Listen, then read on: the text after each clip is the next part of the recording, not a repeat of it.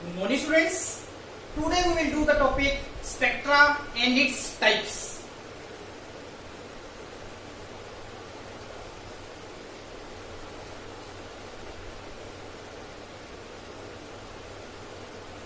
Students, have you ever seen a rainbow?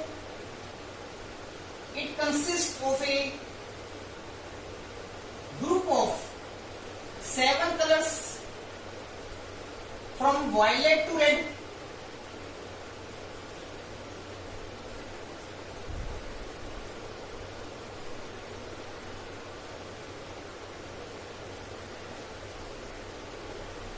This rainbow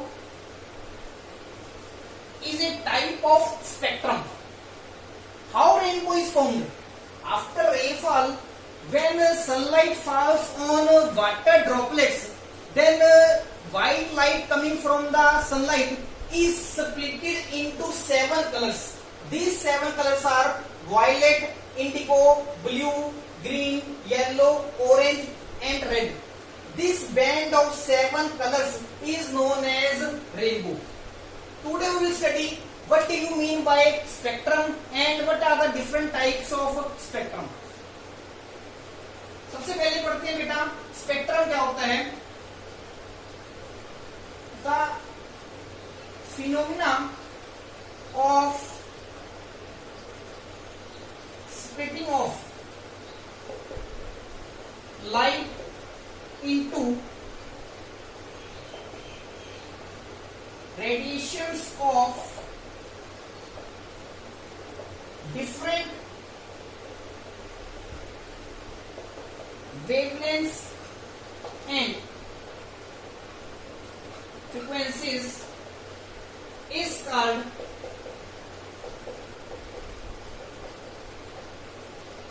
dispersion of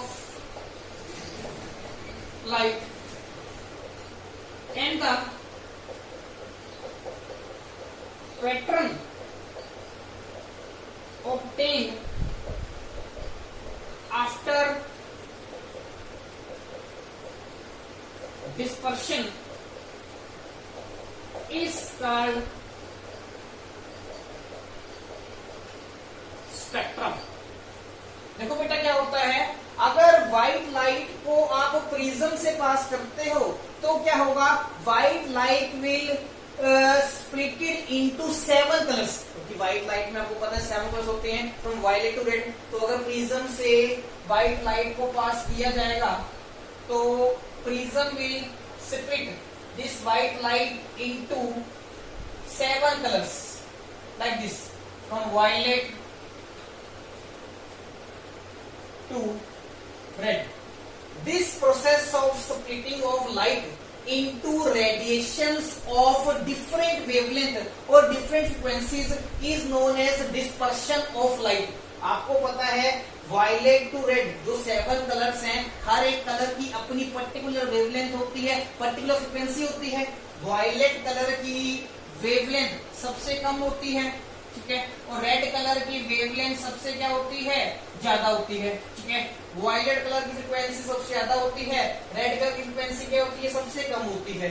तो white light को जो हमने prism से पास किया, प्रिज्म ने क्या किया, व्हाइट लाइट को 7 डिफरेंट कलर्स में क्या कर दिया, स्प्लिट कर दिया. ठीक है, हर एक कलर की अपनी पर्टिकुलर फ्रीक्वेंसी है, पर्टिकुलर क्या है, रेडिएशन है. This process of splitting is known as dispersion. इसको क्या बोलोगे बेटा, डिस्पर्शन ऑफ लाइट. ठीक है, और ये जो पैटर्न ऑब्टेन हुआ है आपको 7 कलर्स का, ये जो पैटर्न ऑब्टेन हुआ है, this pattern is known as spectrum. इसको क्या बोलोगे बेटा, स्पेक्ट्रम. तो रेनबो भी क्या है, it is a type of spectrum. Clear है बेटा. अब अगर हम लैब में स्पेक्ट्रा की स्टडी करते हैं तो उसके लिए हमारे पास जो इंस्ट्रूमेंट होता है उसको हम क्या बोलते हैं, वो हम पढ़ेंगे. देखो लैब में बेटा जो हम स्पेक्ट्रा स्टडी करते हैं तो उस इंस्ट्रूमेंट में एक तो प्रिज्म होता है, ठीक है, एक क्या होता है बेटा, टेलीस्कोप. प्रिज्म क्या करता है बेटा, लाइट की डिस्पर्शन करता है. ठीक है, और टेलीस्कोप की हेल्प से हम क्या करेंगे, जो डिस्पर्स्ड लाइट है, ठीक है, उसको डिटेक्ट करेंगे. to detect the dispersed light. This complete instrument is known as spectroscope. तो स्पेक्ट्रा को हम या स्पेक्ट्रम को हम कैसे एनालाइज करते हैं? With the help of spectroscope, जिसमें क्या होता है? प्रिज्म होता है. Prism is for dispersion of light and other is telescope, and function of telescope is to detect the dispersed light. This complete instrument is known as spectroscope. ठीक है. कई बार बेटा क्या होता है, टेलीस्कोप नहीं होता इंस्ट्रूमेंट में, प्रिज्म होता है. ठीक है. और एक स्क्रीन होती है. स्क्रीन, इसको आप फोटोग्राफिक प्लेट भी कह सकते हो. Photographic plate. क्लियर है? तो होगा क्या? प्रिज्म तो क्या करेगा? लाइट की डिस्पर्शन करेगा, और ये जो स्क्रीन है या जो फोटोग्राफिक प्लेट है, इसके ऊपर डिस्पर्स्ड लाइट का स्पेक्ट्रम ऑब्टेन होगा, like this. If this instrument is used, then the complete instrument is known as spectrograph. क्या बोला जाएगा बेटा? स्पेक्ट्रोग्राफ. और ये जो फोटोग्राफिक प्लेट के ऊपर पैटर्न ऑब्टेन हुआ है, ठीक है, this pattern is known as spectrogram. इसको क्या बोला जाएगा? स्पेक्ट्रोग्राम. ठीक है. या आप इसको स्पेक्ट्रम भी कह सकते हैं. स्पेक्ट्रम. क्लियर है बेटा? और साइंस की जिस ब्रांच में हम स्पेक्ट्रम की स्टडी करते हैं, ठीक है, या स्पेक्ट्रा की स्टडी करते हैं, स्पेक्ट्रा क्या है बेटा? It is the plural word of spectrum. ठीक है. तो branch of science which deals with the study of spectra is known as spectroscopy. उसको हम क्या बोलते हैं बेटा? Spectroscopy. The branch of science which deals with the study of spectra is known as spectroscopy. Clear है बेटा? अब हम पढ़ते हैं बेटा different types of spectrum.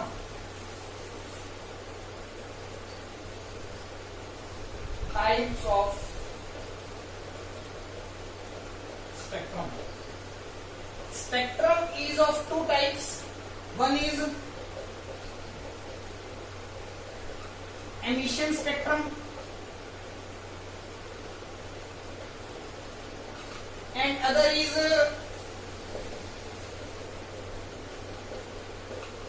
absorption spectrum.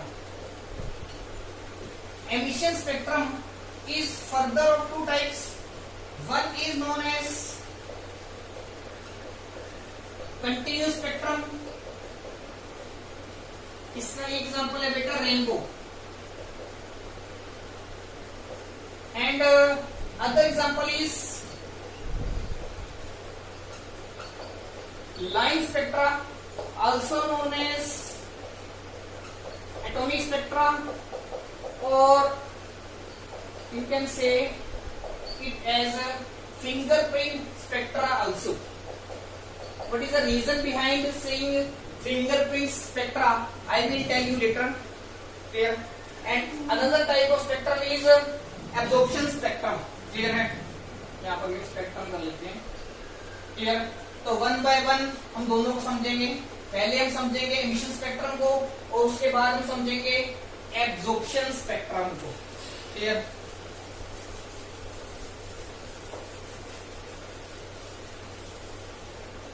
पहले पढ़ते हैं बेटा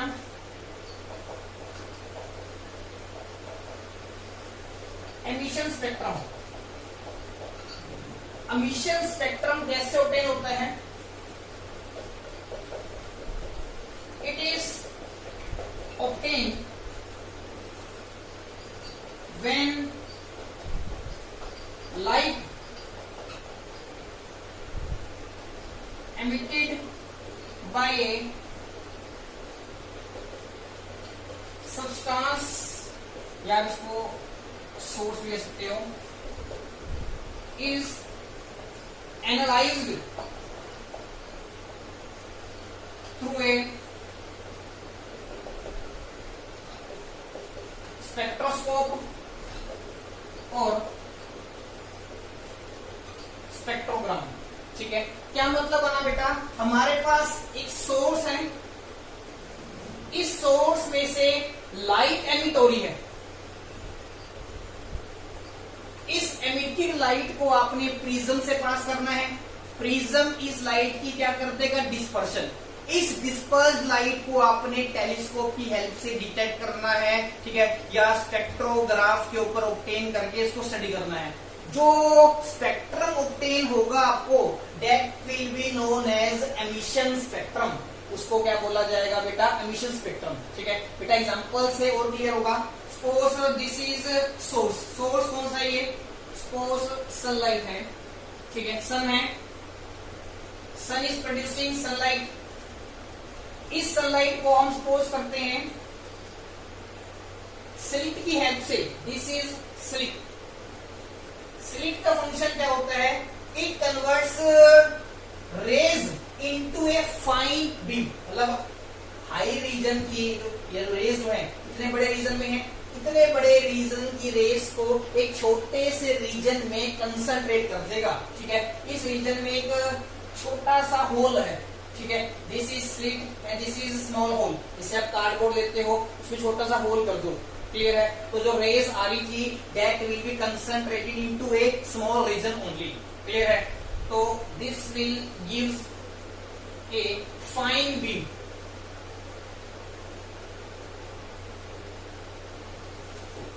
ये आ रही है रेज और ये है व्हाइट रेज या व्हाइट लाइट भी कह सकते हैं इसको, clear, coming from the sunlight. ठीक है, अब हमने इसको फोटोग्राफी प्लेट पे ऑब्जर्व करना है आफ्टर पासिंग थ्रू प्रिज्म। ठीक है, दिस इज प्रिज्म, प्रिज्म क्या करेगा, इस फाइन बीम की डिस्पर्शन कर देगा लाइक दिस,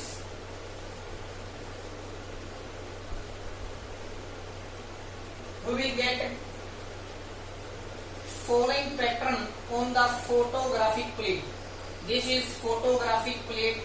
ठीक है, तो एक आएगा बेटा violet, indigo, blue, green, yellow, orange, red. ठीक है, these 7 colors will be obtained। ठीक है, आप यहाँ पर देख रहे हो ये जो वायलेट कलर है, व्हाइट लाइट में जो वायलेट कलर होता है उसकी वेवलेंथ सबसे कम होती है, अगर इसकी वेवलेंथ सबसे कम होगी तो इसकी स्कैटरिंग पावर सबसे ज्यादा होगी, क्लियर, या आप ये कह सकते हो वायलेट कलर की फ्रीक्वेंसी सबसे ज्यादा है तो एनर्जी भी क्या होगी, सबसे ज्यादा, because E is equal to h nu होता है।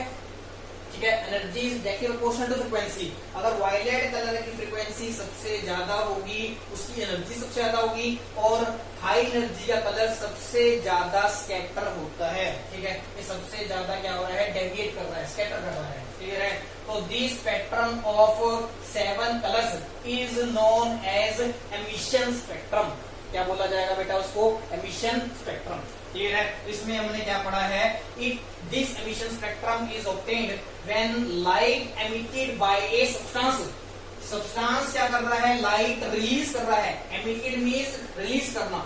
ठीक है, और इस लाइट को हम क्या कर रहे हैं, स्पेक्ट्रोस्कोप या स्पेक्ट्रोग्राम की हेल्प से एनालाइज कर रहे हैं, जो हमें स्पेक्ट्रम ऑब्टेन होगा, जो पैटर्न ऑब्टेन होगा that will be known as emission spectrum, clear है, जैसे this spectrum, this is known as emission spectrum, clear है बेटा।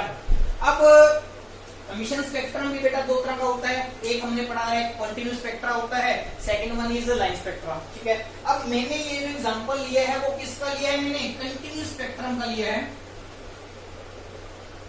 कंटिन्यूस स्पेक्ट्रम का। अब कंटिन्यूस स्पेक्ट्रम क्यों है, क्योंकि यहां पर जो आपको फोटोग्राफिक प्लेट के ऊपर पैटर्न ऑब्टेन होता है जिसमें 7 कलर्स होते हैं, these 7 colors does not has any space in between them.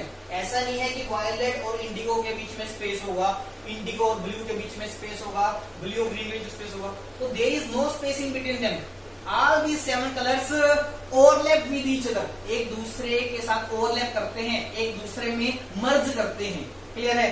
This band of 7 merge colours is known as continuous spectrum, क्योंकि डिफरेंट कलर्स के बीच में गैप नहीं है, ठीक है, they are continuous and that is why this spectrum is known as continuous spectrum. ठीक है बेटा? अब हम पढ़ते हैं एमिशन स्पेक्ट्रम का second type, that is line spectrum. अब लाइन स्पेक्ट्रम कैसे ऑब्टेन करते हैं? देखो,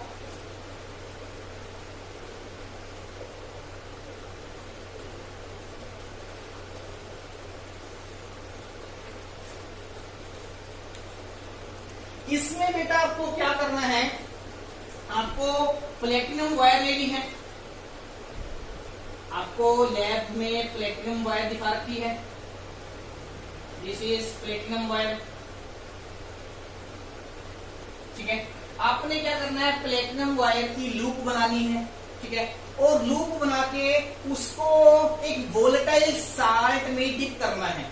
क्लियर? जैसे आप सोडियम क्लोराइड साल्ट ले सकते हो, पोटेशियम क्लोराइड साल्ट ले सकते हो, क्लियर, या आप सिंपली कोई एलिमेंट ले सकते हो, सोडियम ले सकते हो, पोटेशियम ले सकते हो, लिथियम ले लो, ठीक है। आपने क्या करना है, प्लेटिनम वायर की लूप बना के, दिस इज लूप बना देनी है आपने, ठीक है। लूप बना के उसको वोलेटाइल साल्ट में डिप करना है, ठीक है। सपोज करते हैं हम साल्ट लेते हैं NaCl। बेटा जब मैं वोलेटाइल साल्ट बोल रहा हूं, वोलेटाइल साल्ट, वोलेटाइल साल्ट उसको बोलते हैं जिसके वेपर्स बन जाते हैं, ठीक है। A substance which can form vapors is known as volatile, VOLATILE, volatile, ठीक है। हमने प्लेटिनम वायर की लूप बना के उसमें सोडियम क्लोराइड साल्ट लिया, ठीक है। अब हमने उसको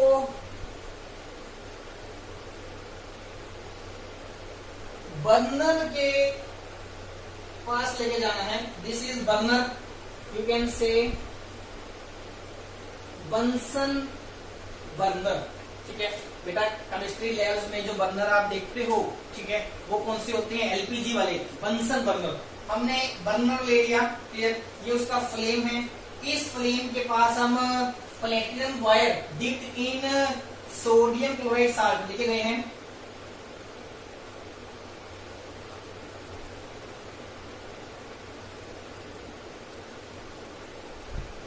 क्लियर है।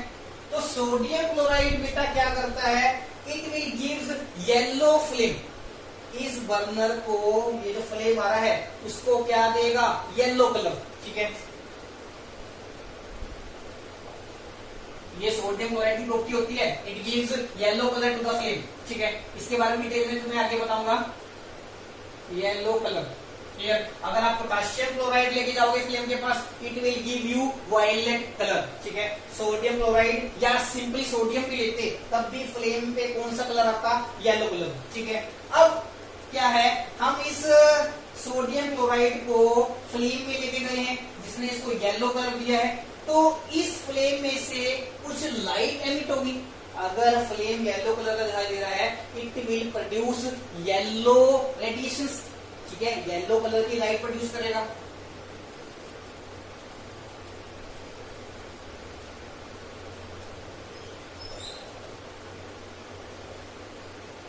अब आपने क्या करना है, इस येलो लाइट को स्पेक्ट्रोस्कोप की हेल्प से एनालाइज करना है, ठीक है। पहले हम क्या करते हैं, इसको स्लिट से पास करते हैं, स्लिट। स्लिट क्या करेगा, it will convert these yellow rays into a fine beam,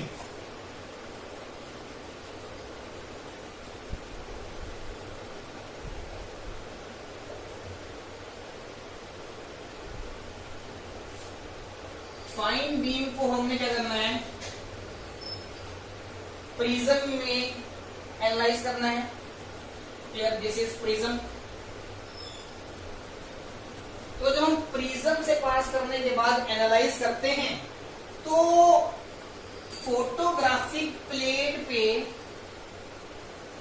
pattern कैसा ऑब्टेन होता है?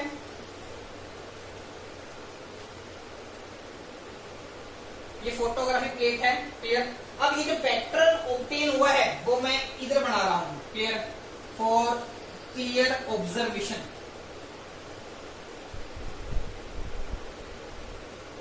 After carefully observing the photographic plate, we see that two yellow lines are obtained. हमें दो येलो लाइन्स ऑब्टेन्ड होती हैं, ठीक है, जिनके बीच में क्या होता है? स्मॉल स्पेस, ठीक है। अब ये जो येलो लाइन्स हैं, ठीक है, साइंटिस्ट ने क्या किया? इन लाइन्स की वेवलेंथ चेक करी। एक लाइन की वेवलेंथ थी 5890 एंगस्ट्रॉम, ठीक है, और दूसरे की थी 5896 एंगस्ट्रॉम, क्लियर है। अगर हम येलो लाइट को एनालाइज करेंगे, yellow light is coming from the flame produced by sodium chloride. इस येलो लाइट को आप अगर एनालाइज करोगे with the help of spectroscope, you will observe that two yellow lines are formed. These yellow lines have wavelength 5890 angstrom and 5896 angstrom. Clear? तो यहाँ पर हमें क्या ऑब्टेन हुआ है?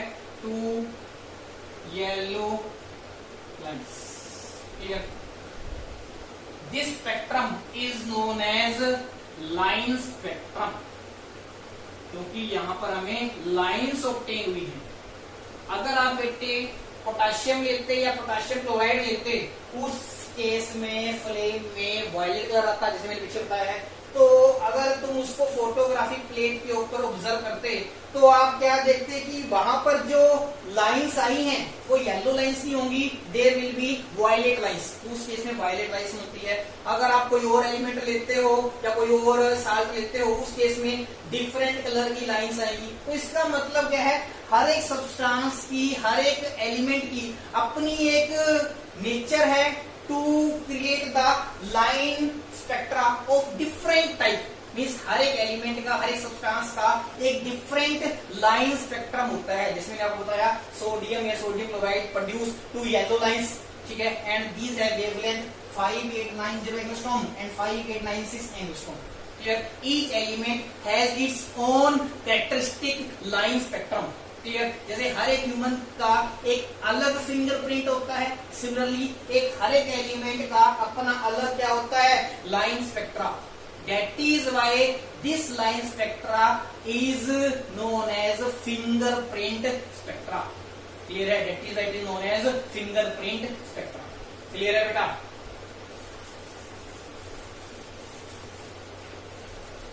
अब बेटा लाइन स्पेक्ट्रम का एक एग्जांपल और पढ़ते हैं। लाइन स्पेक्ट्रम में हम क्या करते हैं? Light emitted by substance is analysed through a spectroscope. Clear है? और फोटोग्राफी प्लेट पे हमें लाइंस ऑब्टेन होती है। क्लियर है? अब हम क्या कर रहे हैं बेटा? एक डिस्चार्ज ट्यूब ले रहे हैं।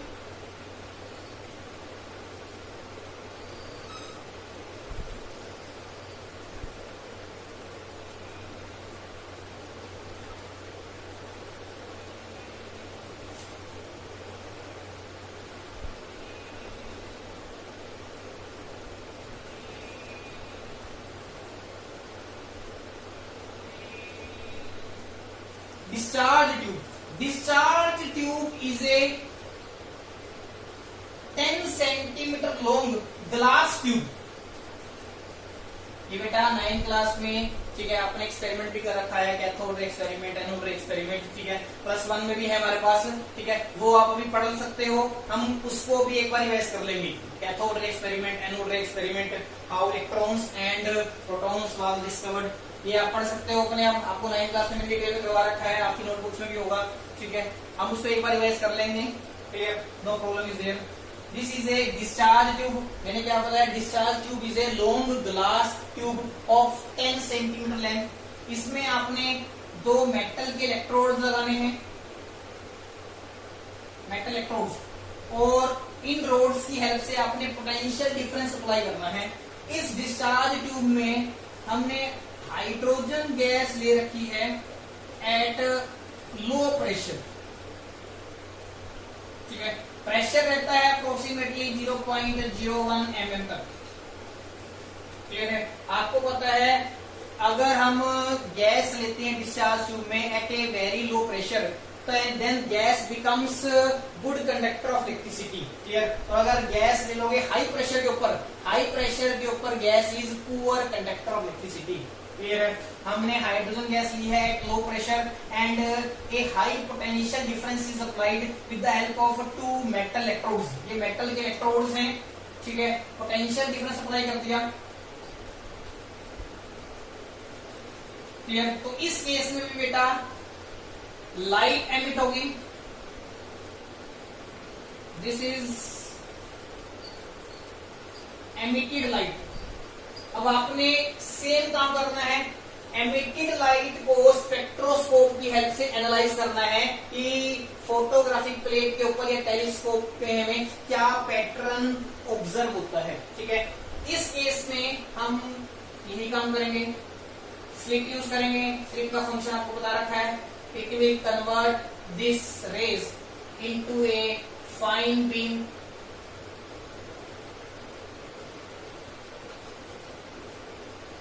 एनालाइज करेंगे with the help of spectroscope और spectrogram.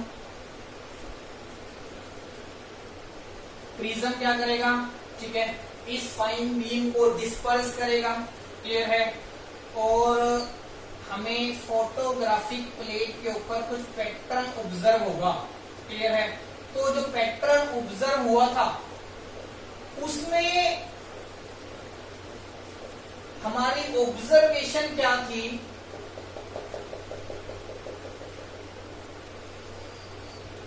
We get a large number of lines during the line spectrum of hydrogen. We get a large number of lines. In previous case we obtained only 2 yellow lines, but in this case we obtained a large number of lines. Large number of lines are obtained in the hydrogen spectrum, clear। अब बेटा different scientist ने क्या किया, इस line spectra को carefully observe किया, clear. ये जो लाइंस आ रही हैं इनका रीजन क्या है और इन लाइंस की वेवलेंथ या फ्रीक्वेंसी क्या होगी, ठीक है। और ये लाइंस जो हैं कौन से रीजन में लाई करती हैं। मान के चलते हैं कि एक लाइन है जिसकी वेवलेंथ आती है सपोज x, और ये जो वेवलेंथ है ये आती है विजिबल रीजन के अंदर। आपको पता है स्पेक्ट्रोकेमिकल सीरीज आपने पढ़ रखी है, क्लियर है। हमने डिफरेंट रेस को फ्रीक्वेंसीज और वेवलेंथ के अकॉर्डिंग अरेंज कर रखा था। हमने क्या किया, सपोज करते हैं हाइड्रोजन स्पेक्ट्रा में कोई लाइन ली, क्लियर। उसकी वेवलेंथ ऑब्जर्व की गई, मेजर की गई, कितनी आई x, क्लियर, x आगे सपोज करते हैं। और ये वेवलेंथ जो है विजिबल रीजन में लाई करती है। विजिबल रीजन में आपको बता रखा है मैंने कितना होता है, अप्रोक्सीमेटली 400 to 700 नैनोमीटर, क्लियर है। ये वेवलेंथ जो है इस रीजन में लाई करती है, हम ये सपोज कर लेते हैं। तो इसका मतलब क्या होगा, the same line will belongs in the visible reason. वो कौन से रीजन में आएगी, विजिबल रीजन में, क्लियर है। कोई दूसरी लाइन लेते हैं, उसकी वेवलेंथ फाइंड आउट करते हैं, सपोज करते हैं वो y आती है, क्लियर। और y वेवलेंथ जो है सपोज करते हैं इंफ्रारेड रीजन में आती है, इंफ्रारेड रीजन में। तो वो लाइन भी कौन से रीजन की होगी, इंफ्रारेड रीजन की। अगर हम किसी लाइन की वेवलेंथ फाइंड आउट करते हैं तो z आती है, क्लियर है। And this wavelength lies in the ultra violet region, तो हम क्या कहेंगे, this line lies in the ultra violet region, ठीक है। तो साइंटिस्ट ने बेटा क्या किया, इन लाइंस को केयरफुली ऑब्जर्व किया, उनकी वेवलेंथ क्या थी, क्लियर। उसके बाद उन्होंने क्या किया, इन लाइंस को डिफरेंट सीरीज में डिवाइड कर दिया, डिफरेंट रीजन्स में डिवाइड कर दिया। कुछ लाइंस जो है अल्ट्रा वायलेट रीजन में आती थी, कुछ लाइंस जो है विजिबल रीजन में आती थी, कुछ लाइंस जो है इंफ्रारेड रीजन में आती थी। क्लियर है? तो डिफरेंट एक्सपेरिमेंट्स के बाद रिजल्ट्स क्या निकलते हैं, ठीक है, वो हमने यहां पर स्टडी करने हैं। The various lines in the line spectrum of hydrogen are grouped into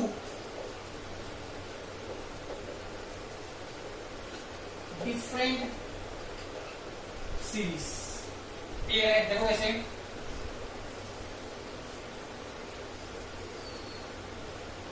कुछ लाइंस को तो बोला गया lines belonging to Lyman series. Clear है? कुछ लाइंस जो है लाइमन सीरीज में आई। Lyman is the name of discover these lines. ठीक है, इस लाइंस के बारे में सारी ऑब्जर्वेशन, सारी मेजरमेंट, सारी कैलकुलेशन जो है लाइमन ने की थी। क्लियर है? उसने क्या बताया कि these lines are known as Lyman series and these lines belongs to UV region. ये यूवी रीजन को बिलोंग करती हैं। ठीक है, और कुछ लाइंस क्या थी, वो बाल्मर सीरीज को बिलोंग करती थी। हमने क्या कर रखा है, डिफरेंट लाइंस को डिफरेंट सीरीज में डिवाइड कर दिया।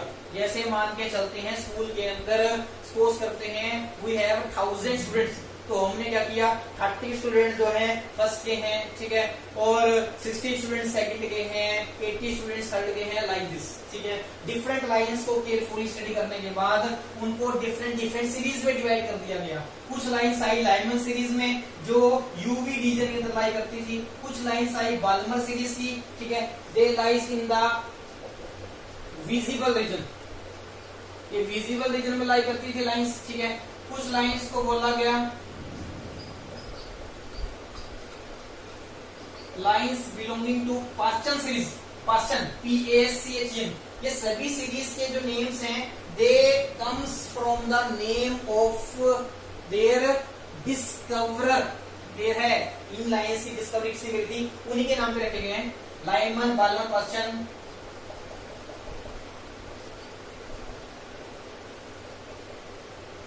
ब्रैकेट। ठीक है, जो फोर्थ सीरीज की लाइंस थी that series is known age Brackett series, और फिफ्थ सीरीज की जो लाइंस थी उनको क्या बोला गया बेटा, पफन सीरीज। ठीक है, PFUND, पफन सीरीज। क्लियर? पहली दो सीरीज की लाइंस लाई करती थी अल्ट्रावायलेट रीजन में एंड विजिबल रीजन में, और लास्ट 3 सीरीज की लाइंस बिलोंग्स करती थी बेटा इंफ्रारेड रीजन। क्लियर है? हमने क्या किया है, lines obtained in the hydrogen spectrum को डिफरेंट सीरीज में डिवाइड कर दिया। ठीक है, the lines are divided into 5 series. First is known as Lyman series, second is known as Balmer series, they lies in the ultraviolet region and visible region respectively. Third series is known as Paschen series, fourth is known as Brackett series and fifth is known as Pfund series। Clear है बेटा? अब बेटा एक scientist था राइटबर्ग,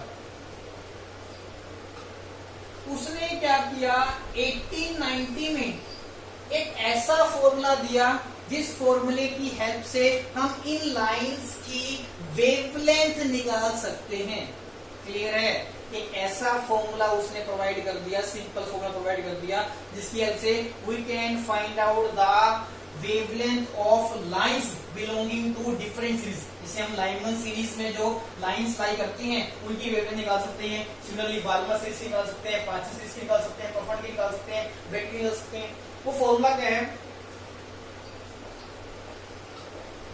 the formula to calculate the wavelength of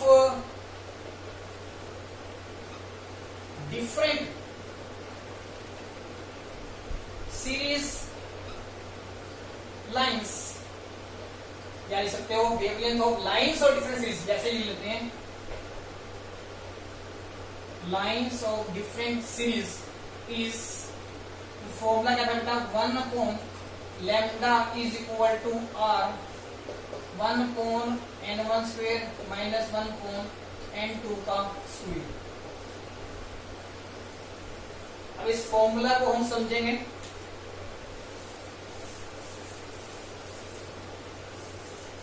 एक बार marker में निकाल लेते हैं बेटा।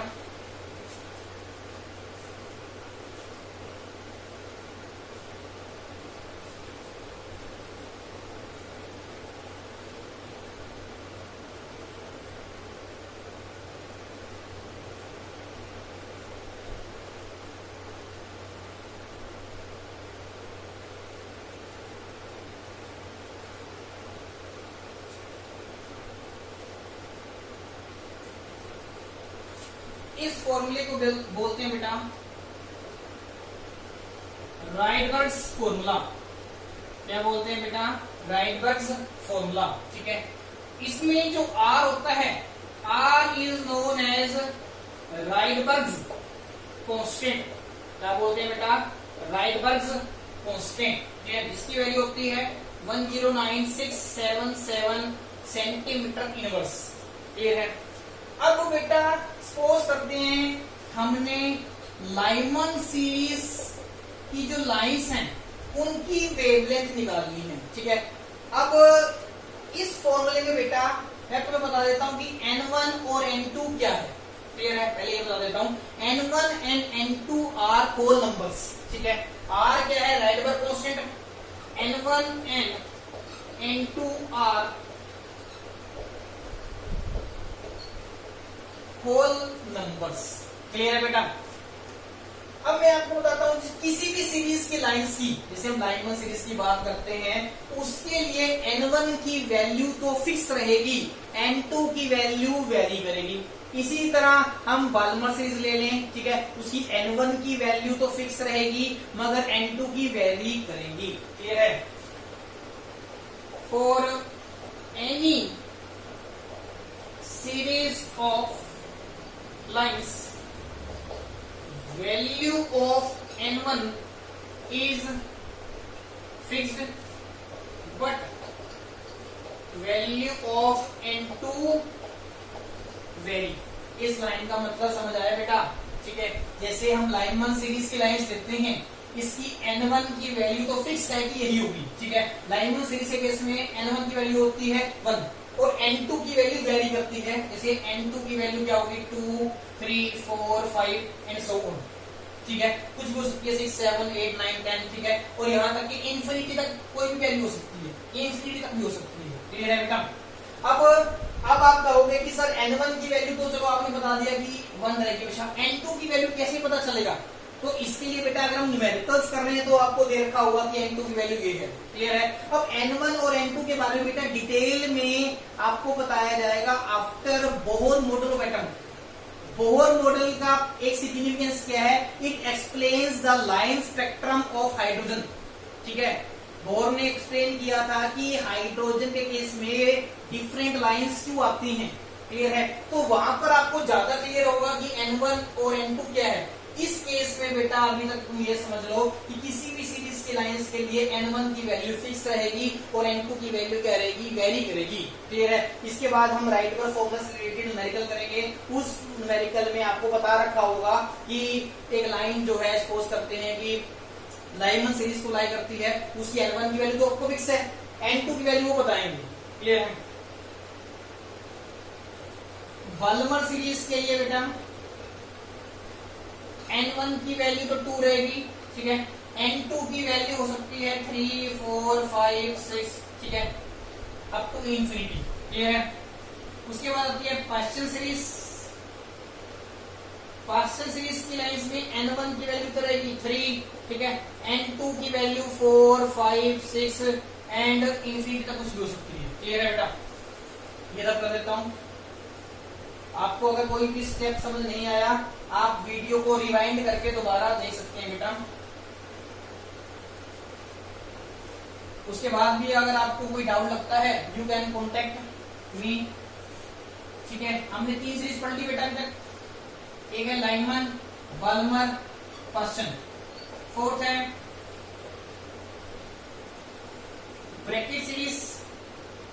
ब्रैकेट सीरीज के लिए n1 की वैल्यू 4 रहेगी, n2 की वैल्यू रहेगी बेटा 5, 6, 7, 8 up to infinity.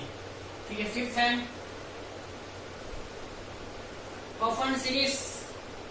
Coffin series के लिए बेटा n1 की वैल्यू 5 रहेगी और n2 की वैल्यू रहेगी बेटा 6, 7, 8 अप टू इंफिनिटी। क्लियर है बेटा? इस फॉर्मूले में आपने जिस भी सीरीज की लाइंस की वेवलेंथ निकालनी है, किसी भी सीरीज की अगर जो लाइंस है उनकी वेवलेंथ निकालनी है तो उसके लिए आर तो आपको मैंने बता ही दिया। क्लियर है? n1 की वैल्यू उस सीरीज के लिए फिक्स है। जैसे आपने लाइनमैन सीरीज की लाइंस की वेवलेंथ निकालनी है तो n1 will be fix. Clear है? और n2 की वैल्यू आपको बताई जाएगी। क्लियर है? इसी तरह अगर बाल्मर सीरीज की लाइंस की अगर आपको वेवलेंथ निकालनी है, आर आपको पता है n1 की वैल्यू हमेशा 2 रहेगी और n2 की वैल्यू आपको बताई जाएगी। क्लियर है बेटा? This is known as Rydberg's formula. Clear हो गया बेटा? इस फॉर्मूले में अगर n1 की वैल्यू 2 रहती है, अगर n1 की वैल्यू 2 रहती है तो मतलब जो सीरीज बनेगी वो कौन सी बनेगी? Balmer series. वो तो अंडरस्टूड है। अगर n1 की वैल्यू 2 रहेगी तो बाल्मर सीरीज बनेगी। तो राइडबर्ग फॉर्मूला को बेटा क्या बोला जाता है? Balmer formula. क्या बोलते हैं बेटा? Balmer formula. ठीक है, इफ इसको इक्वेशन 1 देते हैं। In equation 1 n1 is equal to 2, n1 की वैल्यू 2 होती है। ठीक है, Rydberg formula is known as Balmer formula. Clear है? इस फॉर्मूले की हेल्प से किसी भी सीरीज की लाइंस की वेवलेंथ निकाली जा सकती है। Clear? By this formula we can calculate the wavelength of any series of lines. Clear है? अब इस फॉर्मूले में अगर n1 की वैल्यू 2 रहेगी, the Rydberg formula will be known as Balmer formula. Clear है? एक मैं आपको एक पॉइंट तो यहां पर और बताता हूं। Spectral line.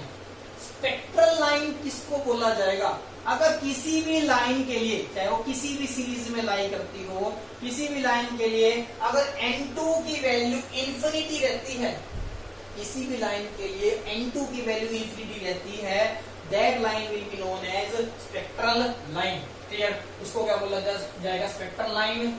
Sorry, spectral line नहीं बेटा, limiting line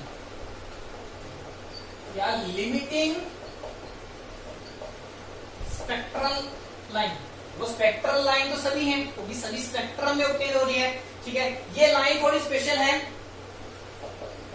a line whose n2 is equal to infinity is called limiting spectrum या स्पेक्ट्रल लाइन। क्लियर है? जिस लाइन के लिए बेटा n2 की वैल्यू इंफिनिटी होगी, n1 की वैल्यू कुछ भी हो सकती है। ठीक है, अगर n2 की वैल्यू इंफिनिटी है तो उसको बोला जाएगा लिमिटिंग स्पेक्ट्रल लाइन। क्लियर है बेटा? इस फॉर्मूला से रिलेटेड बेटा कल न्यूमेरिकल्स करेंगे।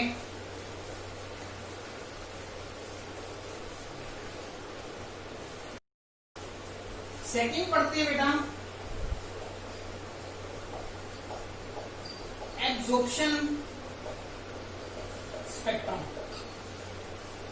इसको डिफाइन करते हैं पहले बेटा, उसको समझेंगे। It is obtained when a substance absorb certain wavelength from the incoming radiations from a source and remaining light is analyzed through a spectroscope or spectrogram. Clear बेटा, इस डेफिनेशन को एक बार दोबारा पढ़ते हैं, इसको समझेंगे।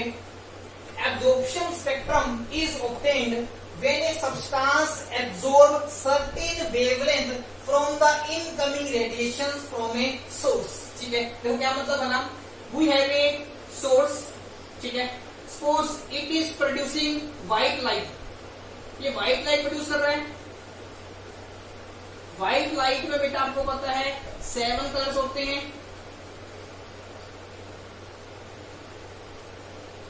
ठीक है, हर एक कलर की अपनी पर्टिकुलर वेवलेंथ होती है, पर्टिकुलर फ्रीक्वेंसी होती है। इस व्हाइट लाइट को आपने क्या करना है, पहले एक सब्सटेंस के सोल्यूशन में से पास करना है। जैसे सपोज करते हैं हम सोडियम क्लोराइड के सोल्यूशन में से पास कर देते हैं, ठीक है, या हमने क्या करना है, उस सब्सटेंस के वेपर्स लेने हैं। क्लियर है, we have to pass the light from the solution of that substance और from the vapours of that substance. ठीक है, सपोज हम यहां पर लेते हैं सोडियम क्लोराइड का सोल्यूशन। हमने क्या किया बेटा, व्हाइट लाइट को सोडियम क्लोराइड के सोल्यूशन में से पास कर दिया। ठीक है, तो बेटा क्या करेगा, सोडियम क्लोराइड इस व्हाइट लाइट में से सर्टेन वेवलेंथ एब्जॉर्ब करेगा। ठीक है, अब कौन सी वेवलेंथ एब्जॉर्ब करेगा, it will depends on the nature of the substance. अगर सोडियम क्लोराइड का सोल्यूशन लेते हो तो वो येलो कलर के कोरस्पोंडिंग वेवलेंथ एब्जॉर्ब कर लेता है। अगर पोटेशियम क्लोराइड यूज करते हो तो it will absorb radiations corresponding to violet colour. Means कौन सी रेडिएशन एब्जॉर्ब करेगा 7 कलर्स में से, it will depend totally on the nature of the substance, substance कौन सा ले रही हो। ठीक है, तो ये सोडियम क्लोराइड का सोल्यूशन क्या करेगा, एब्जॉर्ब्स येलो वेवलेंथ। ठीक है, व्हाइट लाइट में 7 कलर्स हैं, हर एक कलर की अपनी वेवलेंथ है, अपनी फ्रीक्वेंसी है। ठीक है, जब हमने सोडियम क्लोराइड के सोल्यूशन में से व्हाइट लाइट को पास किया, सोडियम क्लोराइड सोल्यूशन ने क्या किया, येलो लाइट को तो एब्जॉर्ब कर लिया। ठीक है, अब जो रिमेनिंग लाइट बचेगी हमने उसको एनालाइज करा with the help of spectroscope. ठीक है, this is remaining light, remaining light को आपने क्या करना है, पहले स्लिट से पास करोगे। स्लिट का फंक्शन आपको पता है, फाइन बीम में कन्वर्ट कर देगा। क्लियर है बेटा, क्लियर डायग्राम में यहां से आगे बनाऊंगा ऊपर।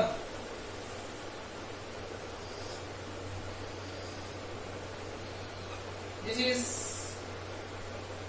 Fine beam coming from the slit, this is slit. ठीक है, हमने क्या करना है बेटा, पहले इसको प्रिज्म से पास करना है। क्लियर है, अब देखो मैंने आपको बताया है येलो कलर तो एब्जॉर्ब हो चुका है, रिमेनिंग लाइट को हमने प्रिज्म से पास किया है। अगर हम सपोज करते हैं कि बीच में NaCl का सोल्यूशन ना लगाते तो हमें किस तरह का स्पेक्ट्रम ऑब्टेन होना था, ये आपने पीछे पढ़ रखा है। अगर व्हाइट लाइट को प्रिज्म से पास कर दिया जाएगा, you will get a band of 7 continuous colours. ठीक है, कंटिन्यूस कलर्स मिलते हैं, that is known as continuous spectrum.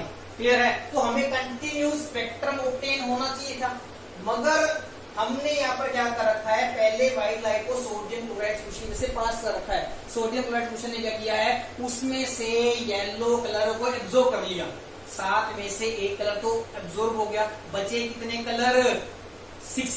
ठीक है, तो पहले कौन सा पैटर्न ऑब्टेन होना चाहिए था, किस तरह का, violet, indigo, blue, green, yellow, orange, red. अगर तुम ये NaCl का सोल्यूशन बीच में ना लगाते तो इस तरह का कंटिन्यूस स्पेक्ट्रम ऑब्टेन होना था। क्लियर है, मगर क्योंकि अब तुमने NaCl का सोल्यूशन अप्लाई कर दिया, वो येलो कलर को एब्जॉर्ब कर लेगा। क्लियर है, तो जो रिमेनिंग पैटर्न आएगा उसको अगर हम फोटोग्राफिक प्लेट के ऊपर ऑब्जर्व करके केयरफुली मेजरमेंट करते हैं, केयरफुली कैलकुलेशन करते हैं, तो वी फाउंड दैट कि येलो कलर के रीजन में we get 2 black lines. Clear है? तो यहां पर क्या आएंगी?